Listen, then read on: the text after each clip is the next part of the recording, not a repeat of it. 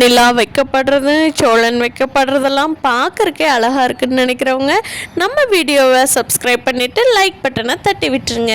இந்த வெளியில் எந்திரிச்சு போகிறதுக்கே ரொம்ப ஷையாக ஃபீல் பண்ணுறாங்க. அதை சோழன் ரொம்ப காம்ப்ளிகேட் பண்ணி எப்படி ஒரு வழியாக நிலா எந்திரிச்சு ரெஸ்ட் ரூம் போயிட்டாங்க. போய் குளிச்சுட்டு ஃப்ரெஷ்அப் ஆகி உள்ள வர்றதுக்கு நிலாவுக்கு ஒரு மாதிரி சங்கட்டமாகவே இருக்குது. எல்லார்த்த முகத்தையும் பார்க்கறக்கு ரொம்ப ஷையாக ஃபீல் பண்ணுறாங்க. அப்போது சேரனன்னா வெளியில் நிலா நின்று தயங்கப்பட்டு ஏம்மா இந்தாம்மா டீ குடிமா அப்படின்னு சொல்லி அந்த சூழ்நிலையை கொஞ்சம் மாற்றலாம் அப்படிங்கிறதுக்காக சேரன் டீ கொடுக்குறாரு. அண்ணா தேங்க்ஸ்ண்ணே அப்படின்னு சொல்லிட்டு அப்படியே உள்ளே வர்றாங்க. பல்ல அண்ணி அப்படிங்கிறாங்க. நிலா அவனோட முகத்தை பார்த்தே நிலா நல்லா பேச முடியல. சொல்லுடா அப்படிங்கிறாங்க. அண்ணி இனிமேல் எப்போவுமே இந்த வீட்டை விட்டு போக மாட்டேங்கல்ல, ஐ எம் ஸோ ஹாப்பி அண்ணி அப்படிங்கிறாங்க. ஆமாண்டா அப்படின்னு சொல்லிட்டு நிலா பாட்டுக்கு ரொம்ப ஒரு மாதிரி கீழே பார்த்துட்டு ஒரு மாதிரியே டீ குடிச்சிட்ருக்காங்க. அப்போது சோழன் நிலா டீ குடிச்சிட்டியா, இன்றைக்கி எங்கேயாவது வெளியில் போயிட்டு வரலாமா அப்படின்னு கேட்குறாங்க. இல்லை வெளியிலையா டெய்லியும்? வேண்டாம் சோழன், நான் வீட்லேயே இருக்கேன், நீங்களுக்கு சவாரி இருந்ததுன்னா போயிட்டு வாங்க, எனக்கும் இன்றைக்கி ஆஃபீஸ் வேலையெல்லாம் எதுவும் இல்லை, நான் வீட்லேயே இருக்கிறேன், நீங்கள் மட்டும் போயிட்டு வாங்க, சவாரி வேலை இருந்துச்சுன்னா போயிட்டு வாங்க அப்படின்னு சொல்கிறாங்க. என்ன நிலா, நேற்று தான் கல்யாணம் ஆச்சு, அதுக்குள்ளே நான் வேலைக்கு போயிடுவேனா? என் முதலாளியே முன்னாடி நின்று கல்யாணம் பண்ணி வச்சார், அவர் என்னை கூப்பிட்டுருவாரா? என்ன நிலா நீ, இன்னும் ஒரு வாரத்துக்கு எனக்கு எந்த வேலையும் அவர் கொடுக்க மாட்டார், நானாக வாண்டாடாக போனேன்னா தான் உண்டு அப்படிங்கிறாங்க. சரி ஓகே, அப்போ வேலை இருந்தால் போயிட்டு வர்றதுனா வாங்க அப்படிங்கிறாங்க நிலா. சேரனும் பாண்டியும் ஏங்க அதெல்லாம் ஒன்றும் வேண்டாங்க, கொஞ்சம் வெளியில் எங்காவது வேணால் போயிட்டு வர்றீங்களா, வெளியில் எங்காவது வெளியூருக்கு அந்த மாதிரி கொஞ்சம் ஏதாவது போயிட்டு வர்றீங்களா அப்படின்னு சொல்லி பாண்டி கேட்கும். இல்லை பாண்டி அதெல்லாம் ஒன்றும் வேண்டாம், பணத்தை எல்லாம் ரொம்ப வேஸ்ட் பண்ண வேண்டாம், நம்ம அடுத்து நீ சேரனண்ணா கல்யாணத்துக்கு சந்தாவுக்காக நகை பணமெல்லாம் சேர்த்தணும்ல, அதனால் பணத்தை எல்லாம் வேஸ்ட்டாக செலவு பண்ண வேண்டாம் அப்படின்னு சொல்லி நிலா சொல்கிறாங்க. சோழன் என்ன நிலா, லைஃப்பில் ஒரு டைம் கல்யாணம் நடக்குது, அதில் ஒரு வாரம் எங்காவது ஹனிமூன் மாதிரி போய் என்ஜாய் பண்ணிட்டு வரலாமே அப்படின்னு சொல்கிறாங்க. சோழன் அப்படின்னு சொல்கிறாங்க நிலா. சரி நிலா அப்படின்னு சொல்லிட்டு சோழன் அமைதியாயிடுறாரு. இதை பார்த்த பல்லவனுக்கும் பாண்டிக்கும் பயங்கர சிரிப்பு. பாருன்னு அண்ணி சொன்ன சொல்லுக்கு அப்படியே மண்டையாட்டுறான் பாரு, பரவாயில்லையே சோழனையே அண்ணி மாற்றிட்டாங்க அப்படின்னு சொல்லி ரெண்டு பேரும் சிரிச்சிட்ருக்காங்க. நிலாவோட அப்பாட்டிருந்து ஃபோன் வருது. நிலா எடுத்து பேசுகிறாங்க. அப்பா சொல்லுங்கப்பா, நல்லா இருக்கீங்களா, எல்லோரும் என்ன பண்ணிகிட்ருக்கீங்க, அம்மா அண்ணி அண்ணா பாப்பா எல்லாம் என்ன பண்ணுறாங்க அப்படின்னு சொல்லி நிலா விசாரிச்சிட்ருக்காங்க. நாங்கள் எல்லாம் இங்கே திருவண்ணாமலை வந்துட்டோம்மா, நாங்கள் எல்லாம் நல்லா இருக்கோம், நீ நல்லா இருக்கியா அப்படின்னு சொல்லி கேட்கவும் அப்பா நல்லா இருக்கேன்ப்பா அப்படின்னு சொல்கிறாங்க. சரிம்மா, உங்களுக்கு ஒரு வாரத்துக்கு கொடைக்கானல் போகிறதுக்கு அங்கேயே ரூமெல்லாம் புக் பண்ணிட்டேன், போகிறது வர்றதுக்கும் வண்டியும் ஏற்பாடு பண்ணி அனுப்பிச்சி விட்டேம்மா, இன்னொரு 2-3 மணி நேரத்தில் வண்டி உங்கள் வீட்டுக்கு வந்துடும், வந்த உடனே கிளம்பி போங்கம்மா, ஒரு வாரத்துக்கு உங்களுக்கு அந்த பேக்கேஜ்லேயே எல்லாமே டீட்டெயில்ஸ் கொடுத்துருக்காங்க, அவங்களே பார்த்துங்களே எங்கெங்கே போகணும் என்னென்னு சொல்லியிருக்காங்க, போயிட்டு வாங்கம்மா அப்படிங்கிறாங்க. அப்பா எதுக்குப்பா இதெல்லாம் அப்படிங்கிறாங்க. இல்லைம்மா போயிட்டு வாங்க, இப்போ தானே கல்யாணம் ஆகிருக்கு, போயிட்டு வாம்மா, அப்பா உனக்காக செய்கிறேன், போயிட்டு வா அப்படின்னு சொல்லவும் இல்லை சரிப்பா நான் சோழனை கேட்டு பார்த்துட்டு சொல்கிறேன் அப்படிங்கிறாங்க. இல்லைம்மா என்ன வேலை இருந்தாலும் நீ போயிட்டு தான் வரணும் அப்படிங்கிறாங்க. சரிப்பா அப்படின்னு சொல்லி நிலா சொல்லிடுறாங்க. சோழன் கேட்குறாரு, என்ன நிலா உங்கள் அப்பாவை என்ன சொல்கிறாரு, ஊருக்கு போயிட்டு வராமா இல்லை இங்கே தான் இருக்காரு, அதான் பிளான் பண்ணிக்கிட்டு அப்படிங்கிறாங்க.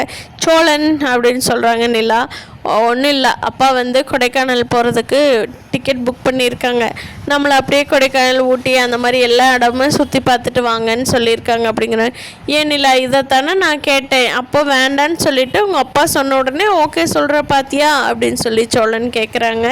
அதுக்கு நிலா சொல்கிறாங்க, சோழன் எங்கள் அப்பா கிட்ட நிறைய பணம் இருக்குது, அவர் எங்கே டிக்கெட் போட்டு கொடுத்தனாலும் அவர்னால சமாளிக்க முடியும், அவர்கிட்ட பணம் நிறைய இருக்குது, ஆனால் உங்ககிட்ட அப்படி இல்லை, இதுக்கே இப்போ கல்யாணத்துக்கே எங்கெங்கே செலவு கடன் வாங்கி பண்ணினீங்களோ யாருக்கு தெரியும், இன்னும் பத்தாவதுக்கு டூருக்கு வேறு போனால் அதில் 2 மாதத்தை சம்பாரித்து அதுக்கே கடன் கேட்டால் சரியாக போயிடும், அப்புறம் எப்போ மிச்சம் பண்ணுறது, எப்போ நம்ம சேரனண்ணா கல்யாணத்தை பண்ணுறது அப்படிங்கும். சரி நிலா, அப்போ உங்கள் அப்பா டூர் போட சொன்னதே சொன்னேன், எங்கேயாவது ஃபாரின் பார்த்து போட்டு விட்டு சொல்ல வேண்டியது தானே அப்படிங்கிறாங்க.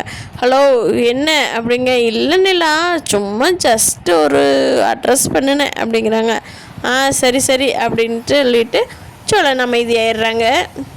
அண்ணாவுக்கு சந்தாட்டிருந்து ஃபோன் வருது. சந்தா சொல்லு சந்தா நல்லா இருக்கியா, இங்கே சோழனுக்கும் நிலாவுக்கும் கல்யாணம் பண்ணிட்டோம், 2 பேரும் சந்தோஷமாக இருக்காங்க அப்படிங்கிறாங்க.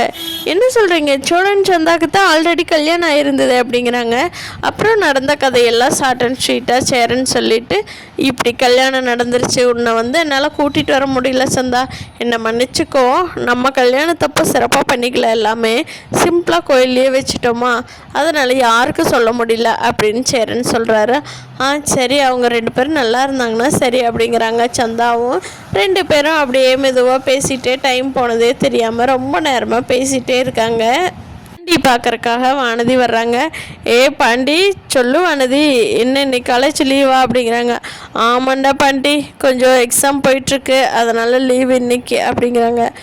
சரி சரி அப்படின்னு சொல்லிட்டு அவர் வேலையை பார்த்துட்ருக்காரு. அப்போது நம்ம வானதி கேட்குறாங்க, ஏன் பாண்டி பொண்ணு மாப்பிள்ளையில் எங்கே இருக்காங்க அப்படிங்கிறாங்க. அதுவா, நம்ம வீட்டில் தான் இருக்காங்க, ஏன் கேட்குற அப்படிங்கிறாங்க. இல்லை பொண்ணோட வீட்டில் கூட்டிகிட்டு போவாங்க, அவங்களாம் ரொம்ப வசதியானவங்க, இங்கே இருக்கிறவங்கள கூட்டிகிட்டு போவாங்களோ போக மாட்டாங்களோன்னு நினச்சேன், ஆனால் அதே மாதிரி தான் நடந்திருக்கு, அதனால தான் கேட்டேன் அப்படிங்கிறாங்க வானதி பாண்டிகிட்ட. வானதி, அவங்க அம்மா அப்பா கூப்பிட்டாங்க, அண்ணி தான் வரல, நான் இங்கேயே இருந்துக்கிறேன்னு சொல்லிட்டாங்க. அப்போது அவங்க அம்மா அப்பா விடலையே, எங்கேயாவது டூர் போயிட்டு வாங்க கொஞ்ச நாள் அப்படின்னு சொல்லிட்டு 2 பேர்த்துக்கும் டிக்கெட் புக் பண்ணி எல்லாமே பக்கா செட்டப்பாக அனுப்பிச்சி வைக்கிறாங்க. எல்லாம் அவங்கள அப்பாவோட ஏற்பாடு தான் அப்படிங்கிறாங்க. ஓ பரவாயில்லையே, பெரிய இடத்து பொண்ணு தான். நம்மளாம் கல்யாணம் பண்ணுனா எப்படி இருக்க போதோ, சந்தாவை எப்படி பார்த்துக்குவீங்கன்னு தெரிலடா, ஆனால் சத்தியமாக எனக்கு அங்கே வேல்யூ இருக்காதுன்னு தெரிஞ்சிருச்சுடா அப்படிங்கிறாங்க. வானதி, நீ திருப்பி இப்படியே சொல்லாத, என்ன இது இல்லாமல் போயிடுது, நீ பாட்டுக்கு சண்டை கட்டிக்கிட்டே இருக்கிற அப்படின்னு சொல்லி பாண்டி சொன்னாலும் நம்ம வானதிக்கு கொஞ்சம் நிலா மேலே பொறாமையாக தான் இருக்குது. எப்போ பாரு நிலாவும் கரைச்சி கொட்டலைன்னா வானதிக்கு தூக்கம் வராது. அந்த சண்டையை இன்றைக்கி பாண்டிக்கும் வானதிக்கும் முன்ன ஒரு பெரிய சண்டையாக மாறி வானதி கிளம்பி போயிட்டாங்க. எனக்கு ஒரு கடையை பாருடா, சீக்கிரமாக மெடிக்கல் ஷாப் வைக்கணும் அப்படின்னு வானதி பாண்டிகிட்ட சொல்கிறாங்க. எந்த இடத்துல வைக்கணும், மெயினான இடத்துல தானே வைக்கணும், எல்லோரும் போகிற மாதிரி ஒரு இடத்துல வைக்கலாமா அப்படின்னு கேட்கவும் வானதி, ஓகேடா, நீ உனக்கு தெரியுமாடா எங்காவது கடை இருக்கிறது அப்படிங்கிறாங்க. ஆமாம், அதுக்கு முன்னாடி என்னென்ன ப்ரொசீஜர் எல்லாம் முடிச்சிட்டியா, அதுக்குள்ளே கடை பார்க்க போயிட்ட அப்படின்னு பாண்டி கேட்குறாங்க. அதெல்லாம் போயிட்டே இருக்குதுடா, அப்பாட்டும் சொல்லியிருக்கிறேன், இவ்வளோ லட்சம் வேணும்டா, நீ ஏதாவது காசு வச்சிருக்கிறியாடா, எனக்கு கொஞ்சம் கொடுடா, நாளைக்கு நம்ம கடை தானே அப்படின்னு சொல்லி வானதி கேட்குறாங்க. பாண்டி சொல்கிறாங்க, சத்தியமாக என்கிட்ட எந்த காசுமே இல்லை வானதி, எல்லாமே நான் கல்யாணத்துக்கு அதுக்கு இதுக்குன்னு செலவு பண்ணி முடிச்சிட்டேன், என்கிட்ட காசே இல்லை வானதி அப்படிங்கிறாங்க. போய் சொல்லாதடா, இப்போ சேரனா கல்யாணம் வச்சாலும் நீ அமௌண்ட் பரட்டி தான் கொடுப்ப, எனக்கு நல்லாவே தெரியும். ஆனால் என்ன, உங்கள் வீட்டில் ஒரு கல்யாணம் தான் நடந்திருக்கு, இன்னும் 2 கல்யாணம் நடக்கணும், அதையாவது ஞாபகம் வச்சிருக்கியா, இல்லை அதுவும் மறந்துடுறியா அப்படின்னு வானதி கேட்கவும், வானதி காமெடி பண்ணாத வானதி, நானே சின்சியராக வேலை பார்த்துட்ருக்கேன்ல, என்னை ஏன் சும்மா தொந்தரவு பண்ணுற அப்படின்னு சொல்லி நம்ம பாண்டி சொல்லிடுறாங்க. வானதி கோவம் எந்திரிச்சு போயிடுறாங்க.